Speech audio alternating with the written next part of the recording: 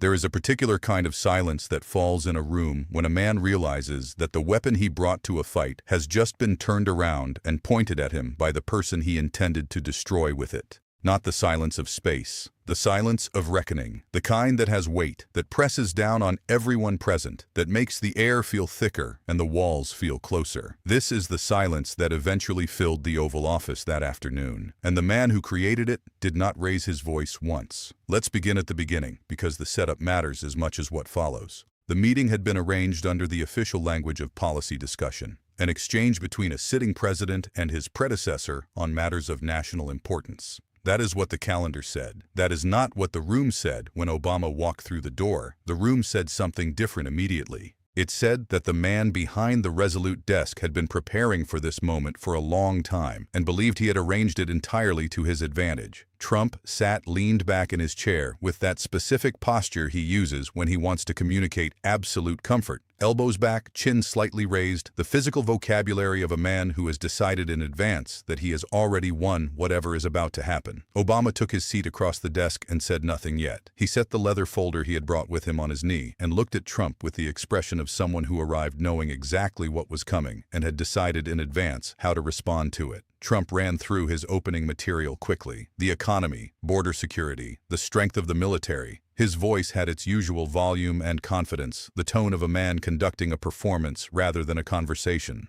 Obama listened with the patience of someone who has heard all of these lines before and is waiting for the real conversation to begin. The small talk lasted less than 5 minutes before Trump leaned forward and put his elbows on the desk and let the smirk widen into something more specific. "So, Barack," he said, drawing the name out slowly and with the particular satisfaction of someone who has been waiting to use it. "Where is your birth certificate?" The room went quiet. Obama did not respond immediately. He sat looking at Trump with an expression that contained no anger and no surprise. He had known this was coming. He had prepared for it. His preparation was sitting in the leather folder on his knee, and he reached into it now without rushing and slid a thick stack of documents across the polished desk. The folder stopped in front of Trump with a soft, flat sound. Trump looked down at it with the smirk still in place. "What is this? More of your fancy paperwork?" Obama's voice arrived low and steady. "Open it."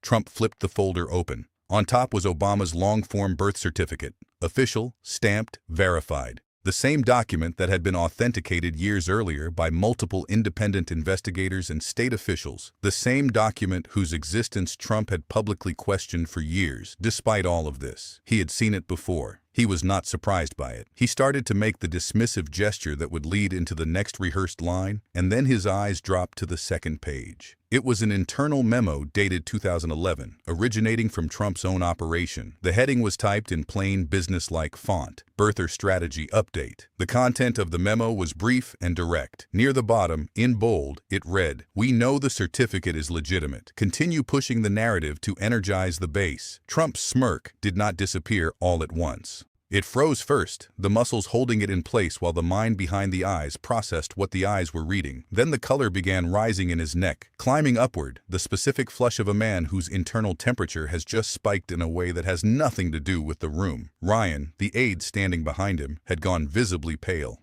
A bead of sweat appeared at his temple and ran down the side of his face. He wiped it away quickly with the back of his hand and then stood very still, the way people stand when they are trying not to draw attention to themselves. Obama leaned forward slightly. His voice dropped, not in volume but in register, the way a voice drops when it wants to be heard as something more serious than a statement. "You knew," he said. "You always knew." The room held its breath. Trump's mouth opened. Nothing came out for a moment, which was itself a form of confirmation. His fingers tightened around the edge of the folder, and the sound of the leather compressing under his grip was audible in the stillness. The confident mask had developed a crack along its center, visible now to everyone present. He recovered quickly, the way people recover when they have spent their lives cultivating the ability to move past being caught. He shoved the folder back across the desk with a short, forced laugh. Nice prop, Barack. You think dragging out some old papers is going to rattle me? I have seen better fakes on the internet. He leaned back, trying to recapture the earlier posture of ease, but the ease was gone. His eyes kept dropping to the folder. Obama reached over without any theatricality and turned to the next page. He tapped it once with his finger. It was a leaked email from 2016, sent from one of Trump's own lawyers. The subject line contained 2 words, birther strategy. The body of the email was direct and professional in its plainness. The birth certificate hoax has run its course. We all know it is legitimate. Continuing this only risks legal exposure. Recommend shifting narrative immediately. Ryan, behind Trump, looked like he was considering whether the carpet could absorb him if he simply stood still long enough. His hands were trembling at his sides. The Secret Service agents near the wall exchanged a glance that contained more communication than most conversations. Trump jabbed a finger at the email. "What the hell is this? Where did you get this garbage? This is fake. Totally fake." He was louder now, and the loudness was the first sign that the earlier performance was giving way to something less rehearsed. A man who had been standing quietly near the back of the room took a single half-step forward. He was older, wearing a plain suit, a former federal official who had been attached to Trump's operation during the period in question. His name was Marcus. His expression was uncomfortable in the specific way that faces look uncomfortable when they have been carrying something heavy for a long time and have finally decided to set it down. He leaned toward Obama and spoke in a voice just low enough to function as a private statement and just loud enough to be heard by everyone in the room. "He ordered it himself," Marcus said. 3 words. The economy of it made it land harder than an explanation 3 times its length would have. Trump's head snapped toward him. "What did you just say?" "Shut your mouth." He was half out of his chair now, voice filling the room with the blunt force of someone accustomed to having volume substitute for argument. "Arrest the leaker right now. Get security in here. Whoever leaked this gets thrown in a cell today." His hand came down on the desk. A glass of water tipped and fell, spreading across the polished surface and beginning to drip over the edge. Nobody moved to stop it. Obama kept his hands folded on the desk and looked straight at Trump without moving. "The same man who ordered the hoax is now performing shock," he said. The sentence was calm and complete and required nothing added to it. Trump froze for a split second, then slammed his fist down again. "You think you can come into my office and accuse me in front of my own people?" His voice was still loud but had developed a quality that loud voices develop when the confidence beneath them has begun to drain. The volume was doing the work the confidence used to do, and the room could tell the difference. Obama waited. He had the patience of someone who understands that rage is a fuel that burns through its supply quickly when nothing is feeding it, and the best response to it is to simply let it run. When the shouting dropped from a roar to a rumble, he reached into the folder one final time and did not produce a document. He produced his phone. He set it on the desk and tapped the screen once. The audio that played was Trump's own voice. The recording was from 2006, an appearance on a nationally broadcast program, a conversation that had happened publicly, voluntarily, on the record. In the clip, Trump was speaking about his daughter Ivanka in terms that no room should have to hear a father use about his child. The words were exactly as they had been when they were first broadcast. The passage of time had not made them better. Trump lunged forward across the desk, arms reaching, voice cracking upward into something that lost whatever composure it had been managing to maintain. "Turn that off. Turn it off right now." He reached for the phone. Obama pulled it back just far enough to keep it out of reach, his grip firm, his eyes level. "This is not a joke," Obama said quietly, looking Trump directly in the eyes. "This is your daughter." The audio played for a few more seconds before he stopped it. The room reacted in the specific way rooms react to things that confirm what everyone present already knew, but had collectively agreed never to acknowledge directly. Ryan looked down at the floor. The Secret Service agents shifted their weight. Nobody spoke. Trump sat back into his chair, breathing hard, and began the counter-offensive that was his only remaining option. He came after Obama's family. He brought up old rumors and personal jabs, his voice getting louder as the material got thinner. It was the familiar technique, the pivot to offense when defense has failed, the flood of noise designed to move a conversation away from the territory where it has become dangerous. The words kept coming, but they no longer had structure behind them. They were the sounds of someone burning through inventory. Obama let him finish. Then he slid one more piece of paper across the desk. It was a handwritten letter dated 2017, signed by Ivanka Trump. It was an apology. The words were clear and personal. She expressed embarrassment at some of what her father had said about Obama and his family over the years. She wrote that she hoped things could be different. Her signature was at the bottom in a hand that matched the letters the public had seen from her before. Trump stared at it. "This is fake," he said. "You forged this." The door to the side hallway opened slightly. A woman in a dark suit appeared in the gap, Ivanka's personal secretary, who had been waiting outside throughout the meeting. She looked toward the room with an expression that combined nervousness and resolution in equal proportion. When everyone turned to her, she gave a single clear nod. "It is real," she said. "I helped deliver it myself." The air in the room changed again. Trump was on his feet before anyone could track the movement. His chair rolled backward and struck the wall. "You are all lying," he shouted, voice bouncing off the walls with a raw, jagged quality it had not had at the start of the meeting. "This is a setup, all of you. Liars!" He pointed at Obama, at the secretary, at the documents on the desk, at Ryan, at the agents near the wall. Obama remained seated. He looked up at Trump without urgency and spoke in a tone so flat and certain that it cut straight through the noise. "I do not lie," he said. "I document." Nobody moved for a moment. The spilled water from earlier was still dripping from the edge of the desk onto the carpet. The small sound of it, the only thing audible in the room besides Trump's breathing. Obama waited until the stillness had fully arrived. Then he lowered his voice one final notch and delivered the line that the room would never stop hearing. "Barron's birth certificate is not authentic. The timeline does not match. The attending physician was pressured to sign documentation he knew to be false."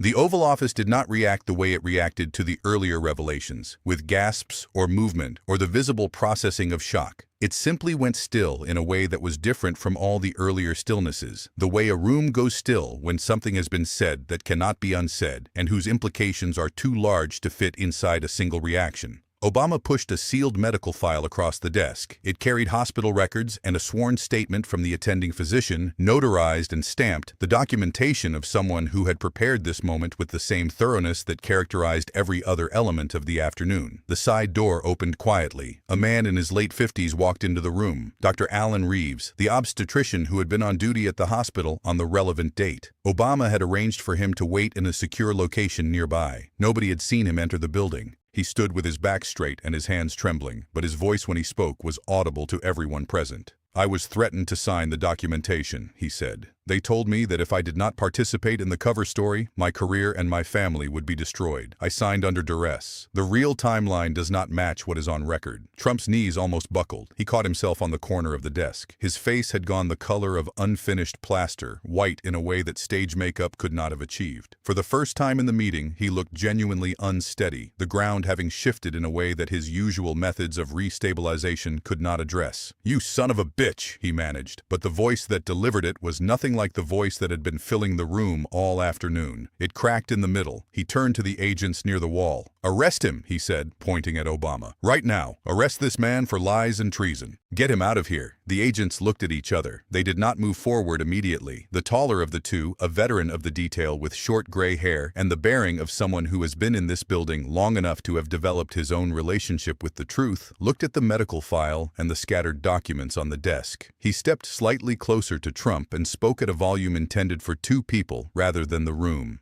"Sir," he said quietly, "the documents match what we already know internally." Trump's head snapped toward him. "What did you just say?" "Do your job." His voice was loud, but the authority behind it had a different quality now, the sound of someone issuing an order they are no longer certain will be followed. Obama rose from his chair, not in response to the threat, simply because it was time to stand. He straightened his jacket, looked across the desk at Trump, and delivered the line in the voice he had been using all afternoon, quiet, clear, and carrying the weight of everything that had preceded it. "If you can give it, you have to be able to take it. Otherwise, do not give it." He reached into his jacket pocket and set a small black USB drive on the desk. It made a soft click when it landed next to the medical file. "That is everything from Trump Tower," he said. "Internal memos, emails, planning notes from 2005, the complete timeline for how the Barron narrative was constructed, dates, names, who signed off on each element. All of it." Trump stared at it. His breathing had become the most audible thing in the room. He lunged forward to grab it. His foot caught the edge of the desk. He stumbled, catching himself on the corner, papers scattering across the floor and mixing with the dried water stain from the spilled glass. Ryan's voice cracked without warning. The words came out in the way that words come out when a person has been holding them back for too long. and the container has finally given. He knew about Melania's timeline, Ryan said. He planned the cover story himself. The confession hit the room like a sound barrier being broken. Everyone present flinched. Trump spun toward him. "Shut up. You are fired. You are all fired." But the momentum of the room had already shifted past the point where that sentence could accomplish anything. Ryan looked down at the floor, pale and shaking, but he did not take the words back. Obama turned from the desk. He did not look back at Trump. He did not look at the scattered papers or the USB drive or the medical file or the spilled water or the shaking aid or the frozen agents. He simply walked to the door at a steady, unhurried pace, the sound of his footsteps on the carpet, the clearest and most composed sound in the room. Trump stood with his mouth open and nothing coming out of it. The man who had opened this meeting with a smirk and a birth certificate question, who had filled the room with volume and confidence and the practiced performance of total command, stood behind the resolute desk with his hands gripping its edge and his knuckles white and his face emptied of everything that had been in it 90 minutes earlier. Obama paused at the door. He turned back one final time. His voice was conversational, the way voices are when what they are saying does not require emphasis, because the content will do all the work. "You can arrest me today," he said. "By tomorrow morning, the whole country will have seen the folder I left on your desk. The copies were sent automatically when I set the USB on the table." Trump's mouth opened. "You," he started. "You cannot." The words dissolved. His voice cracked and died in his throat and did not come back. Every person in the room turned and looked at Trump at the same moment. Ryan, still pale and trembling. Dr. Reeves near the side door, the two agents, the other aides who had stayed silent and motionless throughout, all of them looking at the same man with the same expression, that particular combination of shock and quiet judgment that appears on faces when a performance they have been participating in for a long time has finally, publicly, conclusively ended. Obama stepped through the door. It closed behind him with a soft, final click. Trump stood for another moment, then his legs lowered him back into the chair. His hands reached for the folder and papers automatically, but they were shaking badly enough that pages slipped out between his fingers and fell to the carpet, mixing with the dried water stain below the desk. The birth certificate memo, the 2016 email, the medical file, the Trump Tower planning notes, scattered across the floor of the most powerful room in the world. His phone buzzed on the desk. Ryan looked at the screen before Trump could reach it. His eyes widened. The words came out of his mouth before he processed the decision to say them. "Dad, what did you do?" "It was from Ivanka." Trump snatched the phone. But the words had already reached everyone in the room. His daughter's text, 4 words, asking the question that the entire afternoon had been building toward, landed with a weight that no document, no recording, no testimony had quite managed on its own. Because this one had not come from an opponent or a witness or a former employee summoning courage. It had come from his own child. Trump stared at the screen. His mouth stayed open. His face looked older in the Oval Office lights than it had when Obama walked in. The color drained, the confidence gone, the performance finally and completely over. The folder slipped from his hands and fell to the floor with a heavy sound. Papers spread across the carpet around his feet, the evidence of an afternoon that had begun as a trap and had closed on the wrong person. No one in the room moved to pick them up. The silence that settled in was not the tense, charged silence of before. It was the heavier, emptier silence that comes after. After the shouting, after the threats, after the last defense has been tried and found to offer no protection, after the daughter's text has been read by everyone in the room. Obama's footsteps had long since faded down the corridor. Outside, Washington continued its indifferent rotation of power and news and managed appearances. But inside the Oval Office, in the silence around Trump's ragged breathing and the papers scattered across the carpet, and the USB drive sitting untouched on the resolute desk, something that had been constructed very carefully over a very long time had finally, completely, and irreversibly come apart. The truth does not wait for permission. It does not care about smirks or volume or the size of the desk you are sitting behind. It simply waits for the moment when someone walks into the room carrying the folder. And then it does what it has always done. It speaks.